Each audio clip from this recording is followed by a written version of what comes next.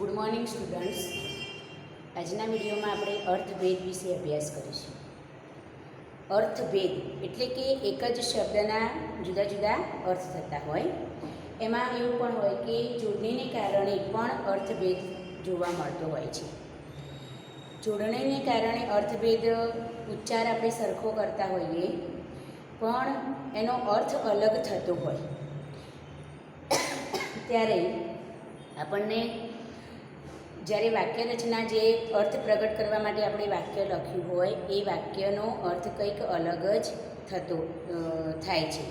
એટલે લખતી વખતે ખાસ ધ્યાન રાખવું પડે કે આપણે શું કહેવા માગીએ છીએ અને એ અર્થ પ્રગટ કરતો શબ્દ કયો છે અથવા એની સાચી જોડણી કઈ છે. ગુજરાતી ભાષાની અંદર મોટાભાગે વિદ્યાર્થીઓ જોડણીમાં ભૂલો કરતા હોય છે અને જોડણીને મહત્ત્વ આપતા નથી. પણ જોડણીને મહત્ત્વ ન આપતા ઘણીવાર શું થતું હોય છે કે આપણે જે કહેવા માગીએ એના બદલે કંઈક નવો જ અર્થ પ્રગટ થતો હોય છે. ઉદાહરણ જોઈએ તો અહીંયા એક શબ્દ છે, એક વાક્ય એક દિન શબ્દ છે અને બીજો દિન શબ્દ છે. આ બંને વાક્ય આપણે જ્યારે શબ્દોનો ઉચ્ચાર કરીએ છીએ ત્યારે દિન અને દિન એવું જ બોલીએ છીએ. પણ લખતી વખતે એવું લખીએ કે એક દિનહીન માણસ હતો. બરાબર, આવું એક વાક્ય લખ્યું. એક દિનહીન માણસ હતો.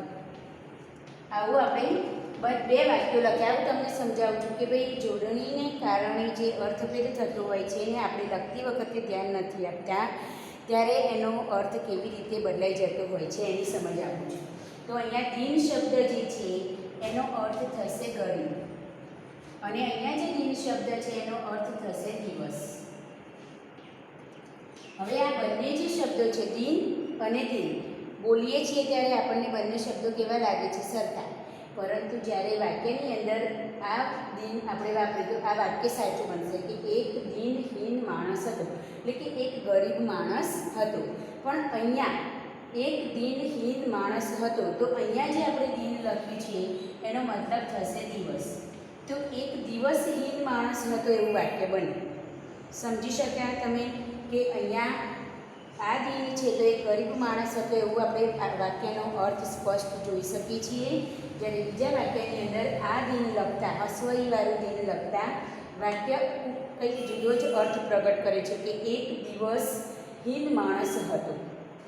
એટલે જોડણીને કારણે કે શબ્દના અર્થભેદને કારણે આપણે જે પણ કંઈ કહેવા માગતા હોઈએ છીએ એ જ્યારે વાક્યમાં એ શબ્દનો પ્રયોગ થતો હોય છે ત્યારે કંઈક નવો જ અર્થ પ્રગટ થતો હોય છે. એટલે ખાસ આપણે આવા અર્થભેદવાળા શબ્દો ધ્યાનમાં રાખવા જોઈએ અને એ શબ્દોને લખતી વખતે એટલે કે લેખન કાર્યમાં આ શબ્દોને ધ્યાનમાં રાખીને આપણે લેખન કાર્ય કરવું જોઈએ. નહીં તો મેં જેમ ઉદાહરણ આપ્યું એ પ્રમાણે તમે જે કહેવા માગો છો એના બદલે કંઈક નવો જ અર્થ એમ કે વ્યક્ત થાય. એટલે જોડણીને કારણે થતા અર્થભેદોના કેટલાક શબ્દો હું આજે તમને લખાવીશ એ તમારી નોટબુકમાં તમારે નોંધવાના છે અને એ પ્રમાણે ધ્યાનમાં રાખીને લેખન કાર્ય કરવાનું છે. જ્યારે જ્યારે એ શબ્દોનો ઉપયોગ કરવાનું તમારે થાય ત્યારે આ શબ્દોના અર્થ જો તમને ખબર હોય તો તમે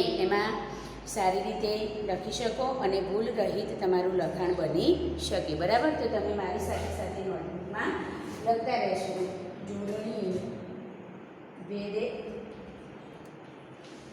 જોડણી ભેદે અર્થભેદ એટલે કે જોડણીને કારણે અર્થભેદ.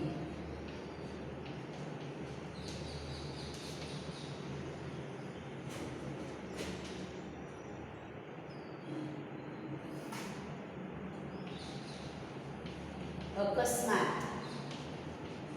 અને બીજો શબ્દ છે અકસ્માત.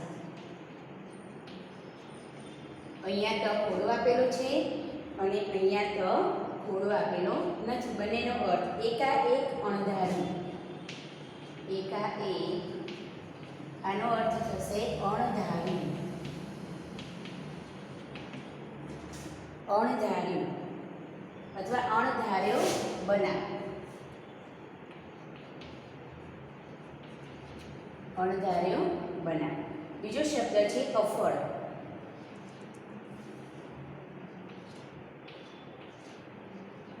અફર તો અચલ, નિશ્ચલ.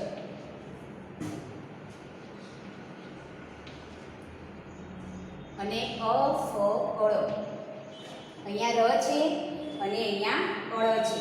બંનેને એ અળ અને રને કારણે અહીંયા અફળ એટલે નિષ્ફળ. જ્યારે આપણને કોઈ ફળ મળતું નથી અથવા તો આપણને કોઈ કાર્યમાં કોઈ કાર્ય આપણું સફળ થતું નથી ત્યારે આપણે અફળ શબ્દ વાપરી શકીએ. ત્રીજો શબ્દ છે અભિનય. અભિનય અને અભિનવ. અભિનવ તો અભિનય એટલે અદાકારી. મતલબ આપણે કોઈ ફિલ્મ કે નાટકમાં જે કોઈ પણ પાત્રનો રોલ ભજવીએ એને અભિનય કહેવાય. જ્યારે અભિનવ એટલે તદ્દન નવું. તદ્દન નવું. અસ્ત્ર અને શસ્ત્ર. અસ્ત્ર અને શસ્ત્ર આપણે એવું કહીએ છીએ કે અસ્ત્ર શસ્ત્ર વિદ્યામાં તે પારંગત હતો. અસ્ત્ર શસ્ત્ર વિદ્યામાં તે પારંગત હતો. તો અસ્ત્ર એટલે ફેંકવાનું હથિયાર.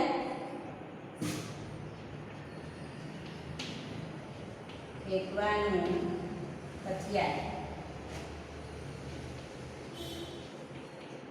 અને શસ્ત્ર એટલે હાથથી લડવાનું હથિયાર.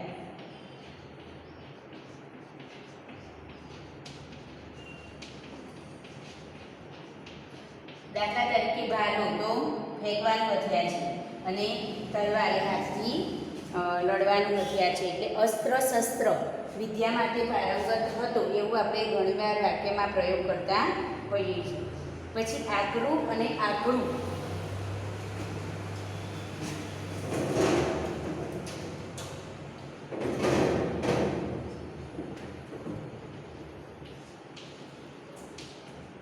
આ કરું અને આ કળું તો કઠણ અને આકડું એટલે ગુસ્સે થનાર.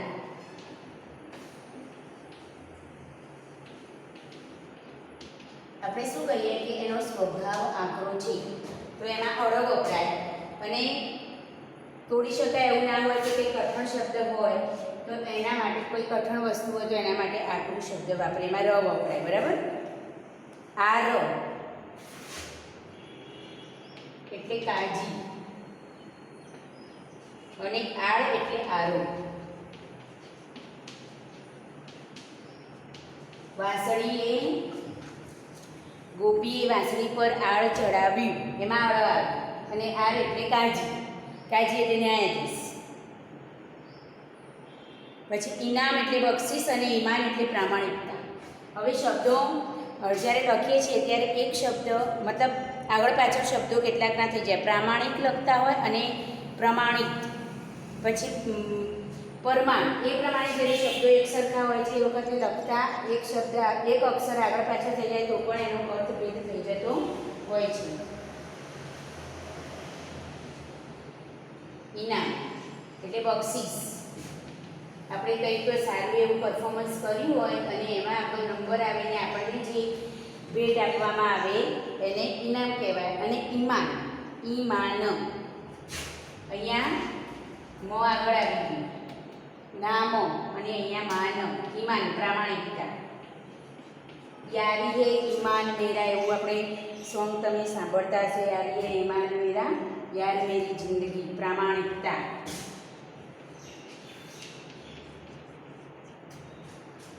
ઉપહાર. ઉપહાર એટલે ભેટ અને ઉપાહાર એટલે નાસ્તો. અહીંયા એક માત્રા વધારે છે ખાલી.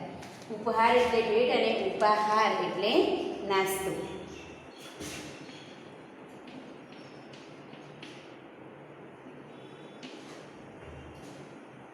કઠોર, આ તો કઠોર હૃદયનું છે એવું આપણે કહીએ છીએ. કઠોર એટલે નિર્દય.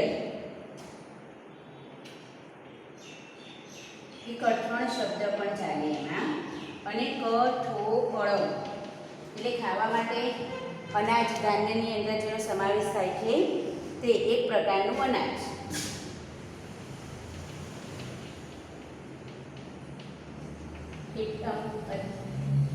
કેટલાક વિદ્યાર્થીઓ શબ્દો બોલે છે શું અને લખે છે શું એ એમને ખબર નથી હોતી, પરંતુ જ્યારે અમે એ લોકોના લખાણને જ્યારે ચેક કરીએ ત્યારે આવી બધી ભૂલો અમને નજરે પડતી હોય છે કે જ્યાં કઠોર શબ્દ વાપરવાનો હોય ત્યાં અળ લખ્યો હોય, પછી અહીંયા રની જગ્યાએ અળ લખેલો હોય, પછી અફરની જગ્યાએ રની જગ્યાએ. મોટા ભાગે તમે જોશો તો અહીંયા અળની જગ્યાએ જ્યાં રનો ઉપયોગ થયો છે, અળની જગ્યાએ જ્યાં રનો ઉપયોગ થયો છે ત્યાં અર્થભેદ આપણને એવા શબ્દોમાં વધારે જોવા મળે છે. અને આપણે અળને અને રને સમજવા પ્રયત્ન કરતા નથી અને જેમ તેમ આડેધડ લખાણ લખતા હોઈએ છીએ, જેથી આપણો જે વાક્ય છે એ વાક્યનો પૂરો અર્થ આપણે સ્પષ્ટ કરી શકતા નથી.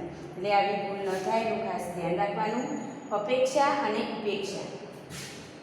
અપેક્ષા એટલે ઈચ્છા,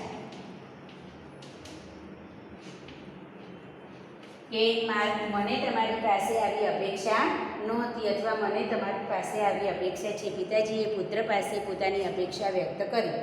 બીજું છે ઉપેક્ષા એટલે તિરસ્કાર. ઉપેક્ષા એટલે તિરસ્કાર. તેના ઘરે મહેમાન આવ્યા પણ તેને તેઓની ઉપેક્ષા કરી, અવગણવું. બીજો અર્થ એનો આપણે લખવું હોય તો લખી શકીએ અવગણના. આ શબ્દો તમારી નોટબુકમાં લખી લો અને જોતા રહેવાનું, સમજતા રહેવાનું. સાથે સાથે તમારે જ્યારે પણ આ શબ્દોનો ઉપયોગ કરવાનો થાય ત્યારે તમારે બરાબર એને ધ્યાનમાં રાખવાનું અને લખવાનું. તમે આ શબ્દોને નોટબુકમાં લખી દીધા હશે. હવે આગળ કેટલાક શબ્દો હું તમને લખાવું એ પણ તમારે લખવાના જ છે અને એના અર્થભેદ જે થતા હોય એ ધ્યાનમાં રાખવાના છે.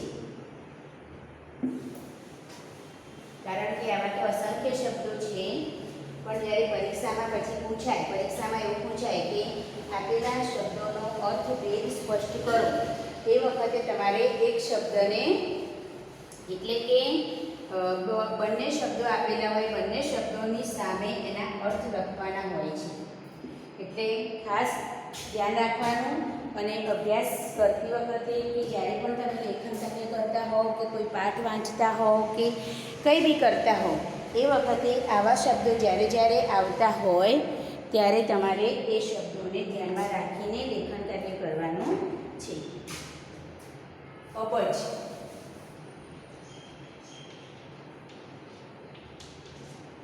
અબજ અને બીજો શબ્દ છે અજબ. નાના હતા એટલે એક કવિતા ગાતા હતા કે એ તો નાની મારી આંખ, એ તો જોવે કાંક કાંક, એ તો કેવી અજબ જેવી વાત છે. એટલે આશ્ચર્યકારક. અજબ એટલે આશ્ચર્યકારક.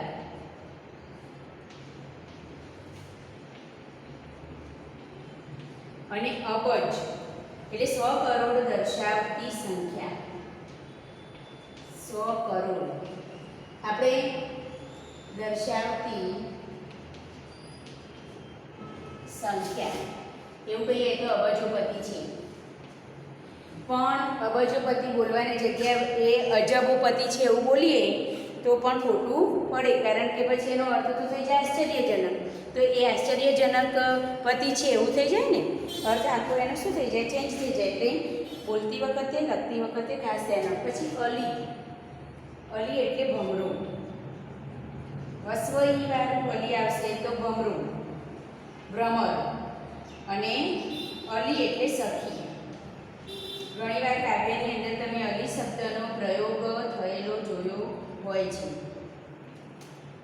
કે સખી માટે અલી શબ્દ કહીને એને સંબોધન કરવામાં આવે છે. સખીને સંબોધન. ત્યારબાદ અંશ શબ્દ છે. અંશ એટલે ભાગ. અંશ એટલે ભાગ. અને અંશ બે માત્રા અને અનુસ્વાર. અંશ અને સસરાનો સ. વજનનું એક માપ છે. વજનનું એક માપ. આજ અને આજ.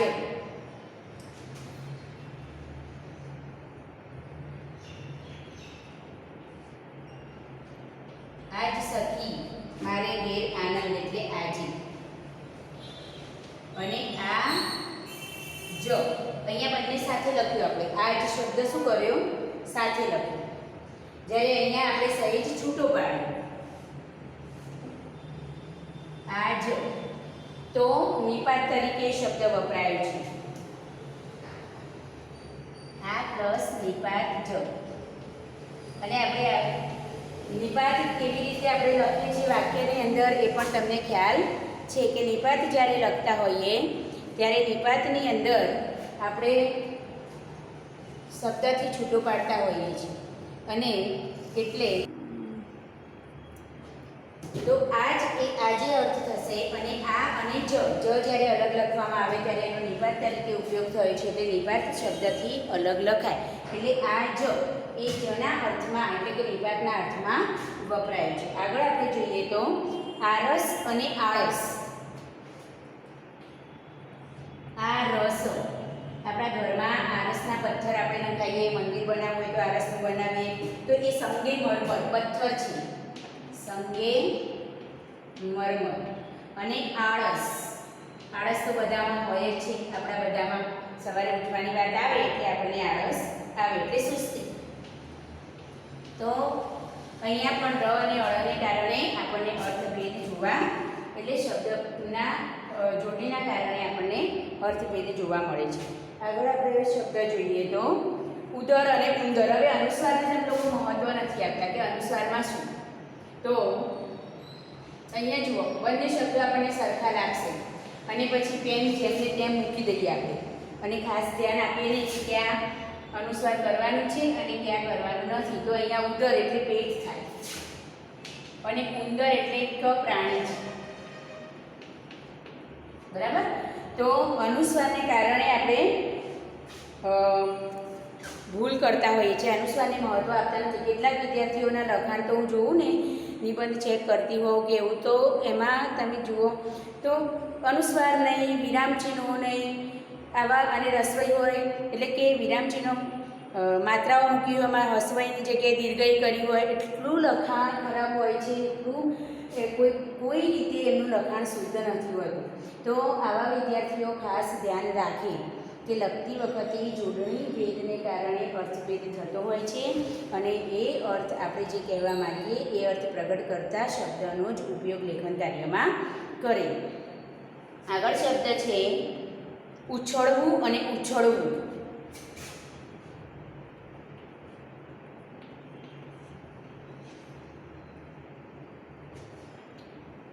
ઉછળવું તો મોટા થવું.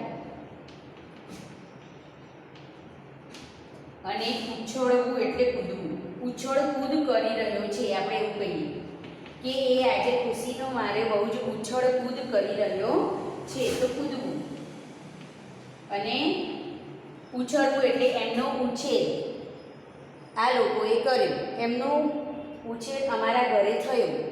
એટલે ઉછળવું એટલે મોટા થવું. અને ઉછળવું અહીંયા પણ રને કારણે અર્થભેદ થાય છે. ત્યારબાદ કડું.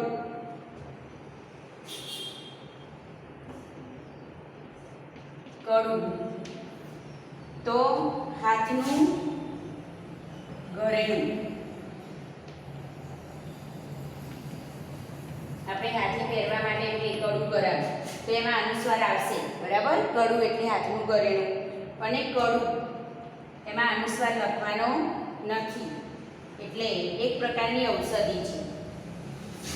કડવી ઔષધિ. કડવી ઔષધિ. અહીંયા અનુસ્વારને કારણે પણ આપણને અર્થભેદ જોવા મળે છે. ત્યાર પછી કમર એટલે કેડ. કમળ એટલે કેર, એટલે આપણે કમળ અને શરીરનો એક ભાગ. જ્યારે કમળ એટલે ફૂલ, કમળ એટલે ફૂલ. પછી કેશ એટલે વાળ, શરણાઈનો શ એટલે વાળ, બરાબર. કેશ એટલે વાળ. અને કેશ સસલાનો સ કરીશું તો મુકદ્દમો, કોર્ટમાં કોઈ બાબતે ચાલતો હોય એ મુકદ્દમો. તો આપણે એવું કહીએ કે ભાઈ કેસ ચાલે છે, બરાબર. એટલે અહીંયા તમારે ખાસ ધ્યાન રાખવાનું સ કયો વપરાય છે, કારણ કે શ 3 પ્રકાર: શ સસલાનો, શરણાઈનો શ અને ષષ્ઠકોણનો શ. આ બધા જ શ જ્યારે આપણે ઉપયોગમાં લેતા હોઈએ, એટલે કે લખતા હોઈએ, બોલતા હોઈએ, ત્યારે એનો અર્થ શું થાય છે એ સમજવું ખાસ જરૂરી છે. એટલે એ પણ ધ્યાનમાં લેવાનું. અને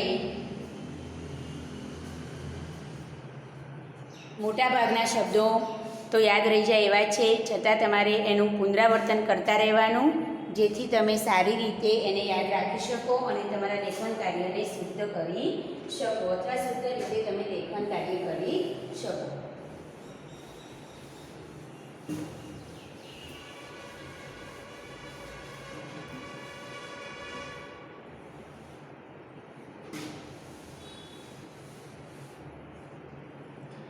અર્થભેદ સમજશો તો એનો બીજો તમને ફાયદો એ પણ થશે કે જ્યારે તમારે કોઈ પણ જગ્યાએ ગમે ત્યારે પણ અલંકાર ઓળખવાના હશે, એ વખતે અલંકારોને ઓળખવા માટે શ્લેષ અલંકારમાં, શબ્દાનુપ્રાસ અલંકારમાં અને યમકમાં જ્યારે આ એક જ શબ્દના બે અર્થ થતા હોય છે, એ વખતે તમને અલંકાર ઓળખવામાં પણ એના બીજો અર્થ ખબર હશે તે શબ્દનો, તો તમને ઘણો ફાયદો થશે અને સારી રીતે તમે એ અલંકારના પ્રશ્નો પણ લખી શકશો. હવે ખાદ એટલે નવો શબ્દ છે. ખાદ એટલે ખોટ, એને ધંધામાં ખાદ ગઈ તો ખોટ ગઈ એ. અને ખાદ્ય એટલે ખાવાનું, ખાદ્ય પદાર્થો અહીં ઢાંકીને રાખવા જોઈએ, તો એમાં આપણે ખાદ્ય, એમાં ધને ય જોડેલો છે, અહીંયા ડ કરેલો છે હિન્દીમાં અને નીચે પછી ય છે, પણ આપણે આવું તો ખાસ જોતા જ નથી. પદ્મ લખવાનું હોય તો એમાં પણ દ થાય ને પછી મ થાય, પદ્મ. પણ આવા જોડાક્ષરો જે છે એ તો જોડાક્ષરોને તમે ખાસ ધ્યાન લેતા નથી. સિદ્ધ લખવાનું છે તો દ લખવાનું અને પછી એને દ જોડવાનું. તો આ અહીંયા ખાદ, એમાં ધ એટલો છે, એમાં ય અને દ જોડેલો નથી, એનો અર્થ થશે ખોટ. અને ખાદ્ય તો ખવાય એવું, દ અને ય જોડેલો હોય ત્યારે ખવાય એવું. એટલે લખતી વખતે તમે આમાં પણ ખાસ ભૂલ કરતા હો છો કે કયો જોડાક્ષર ક્યાં ભળેલો છે એ ધ્યાનમાં રાખ્યા વગર જેમ તેમ લખતા હોવ છો, એને કારણે તમારો જવાબ કે શબ્દનો અર્થ ખોટો પડતો હોય છે. હવે ત્રીજો શબ્દ એમાં છે ખાંડ, ઉપર અનુસ્વાર છે, આ બંનેમાં અનુસ્વાર છે નહીં તો એનો અર્થ થશે ખભો. જો અનુસ્વાર ના આપ્યું હોય અને ખભો તમારે લખવાનું હોય તો પણ ત્યાં ખાદ લખી દો એટલે ખોટ ગઈ એવું થઈ જાય. અને દ ને ય ના જોડો તો ખવાય એવી વસ્તુ હોય અને દ ને ય જોડ્યા વગર ખાદ શબ્દ તમે લખી દો તો એનો શબ્દ ખોટ એવો, અર્થ ખોટ એવો સમજાય. એટલે તમે જે કહેવા માંગો એ અર્થ સ્પષ્ટ થાય નહીં. ઊંચી, હવે જો ઊંચી, ઊંચી દીર્ઘ ઊંચી, ઊંચીમાં દીર્ઘ ઊંચી, ત્યારે મગોલ્લો થશે, તળપદો શબ્દ છે. જ્યારે ઊંચી, ઊંચી, ઊંચીની અંદર અનુસ્વાર મૂક્યો ઉપર, અહીંયા અનુસ્વાર નથી, અહીંયા અનુસ્વાર છે તો ચાવી. ઊંચી એટલે ચાવી. પછી કોશ, શરણાઈનો શબ્દ એટલે ભંડાર. એની પાસે કેટલા કોષ ધન છે, કેટલા ભંડાર છે, એમ ધનના ભંડાર છે. અને કોષો 1.5 માઇલ જેટલું અંતર.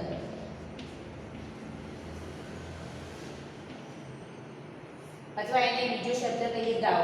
આટલા ગાઉ કાપું એટલે જૂના જમાનામાં આપણે ગાઉ શબ્દનો ઉપયોગ કરતા. અત્યારે આપણે કિલોમીટર જેવા શબ્દનો ઉપયોગ કરીએ છીએ, પણ જૂના જમાનામાં આપણે ગાઉ કે કોષ શબ્દનો ઉપયોગ કરતા. હવે ગુણ. ગુણ અને બીજો શબ્દ દીર્ઘવ છે ગુણ.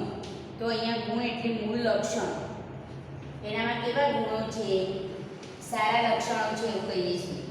અને ગુણ એટલે થેલો. એક ગુણ ઘઉંની દાનમાં આપી. ત્યારે ગુણ લખવું હોય તો દીર્ઘવ લખવું પડે, અને એનામાં સારા ગુણો છે તેવું કહેવું હોય ત્યારે ગુણ એટલે હસ્વ ઉવાળું હસ્વ ઉ એમાં આવે. એટલે જોડણી ભેદને કારણે પણ અથવા માત્રાઓને કારણે પણ આપણે જે શબ્દોના જુદા જુદા અર્થ જોઈએ એને ધ્યાનમાં રાખવા, તૈયાર કરવા. અને આવા વધુમાં વધુ વાંચન કરશો તો તમને આવા કેટલાય શબ્દો જોવા મળશે.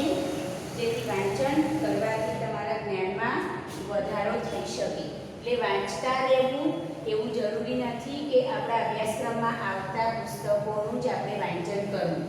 એ સિવાય પણ તમે સામાયિકો વાંચો, સમાચાર પત્રો વાંચો, અને અન્ય નોવેલ કે સારી વાર્તાઓની બુક્સ હોય એ જે તમે વાંચો એમાં પણ તમને નવા નવા શબ્દો અને અર્થ જોવા મળે. દિન અને દિન એ તો તમને બધાને ખ્યાલ જ છે. ચીર અને ચીર આમાં ખાસ ધ્યાન રાખવાનું છે. ચીર અને ચીર, બરાબર. બંને શબ્દમાં ચીર એટલે લાંબા વખત સુધીનું, લાંબા વખત સુધીનું, અને ચીર એટલે વસ્ત્ર. આપણે લાંબા વખત સુધીનું, અને ચીર એટલે ફાડની તિરાડ પણ થાય.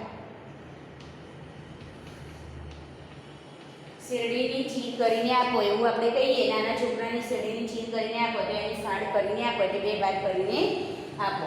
ચીર એટલે વસ્ત્ર અને ચીર એટલે લાંબા વખત સુધીનું.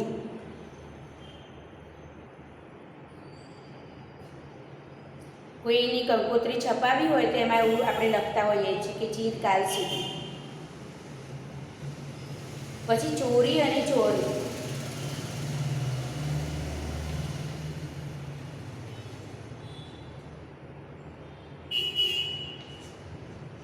ચોરીમાં સીધો માત્રા આવશે અને ચોરીમાં ઊંધો માત્રા આવશે. ચોરી અને ચોરી. તો ચોરીમાં ચોરવાનો ધંધો એટલે કે એક પ્રકારનો ધંધો છે.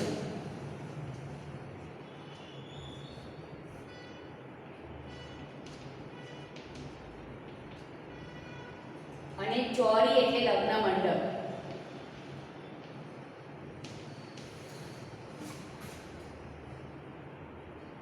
હરી અને હરી. હરી અને હરી.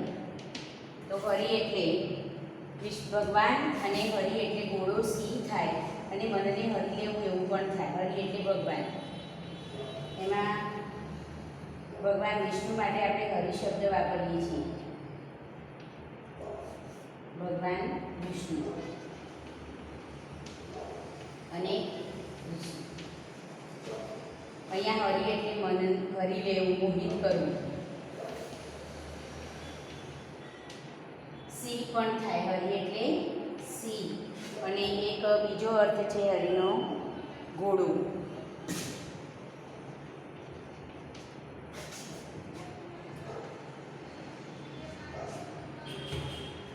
પાણી અને પાણી.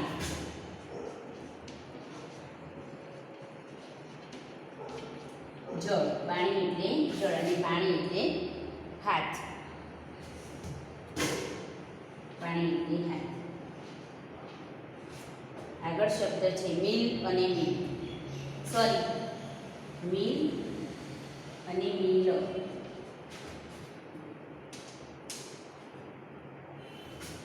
યંત્રથી ચાલતું કારખાનું મિલ એટલે. યંત્રથી ચાલતું કારખાનું. અને મિલે એટલે અંતર પણ થાય. વિરોધી જમાવટ, વિરોધી જમાવટ.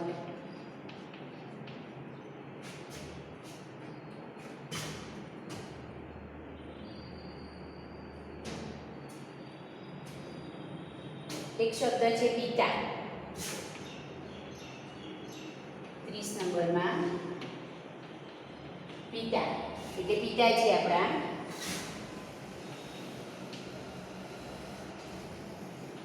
અને પિતા દીર્ઘઈ અને રસ્વઈનો ભેદ છે એની અંદર. છોટા શેરડી ખાતા હોઈએ અને એના ગોળ પેલા પાડીએ ગોળ ચાંસલા પાડીએ અને પિતા કહીએ. પછી કાકડી કાપતા હોઈએ તો એના પિતા પાડ્યા કહેવાય. ટામેટું કાપતા હોઈએ તો એના ગોળ ગોળ જે કાપીએ છીએ અને સલાડ બનાવવા માટે એને આપણે શું કહીએ? પિતા. એટલે આ પ્રમાણે તમારે અર્થભેદ, જોડણીને કારણે થતા અર્થભેદ બરાબર સમજવાના. અને આવા કેટલાક શબ્દો આપણે બીજી જગ્યાએથી શોધીને તમારે હોમવર્કમાં બીજા 10 શબ્દો લખવાના છે. બરાબર? તો આ રીતે તમે અન્ય શબ્દો ગમે ત્યાંથી શોધીને પણ લખી શકો છો. તો આવા વધુમાં વધુ શબ્દોને તમે શોધીને લખશો તો તમારું તમને વધુ જાણકારી પ્રાપ્ત થશે. બરાબર? Okay, thank you.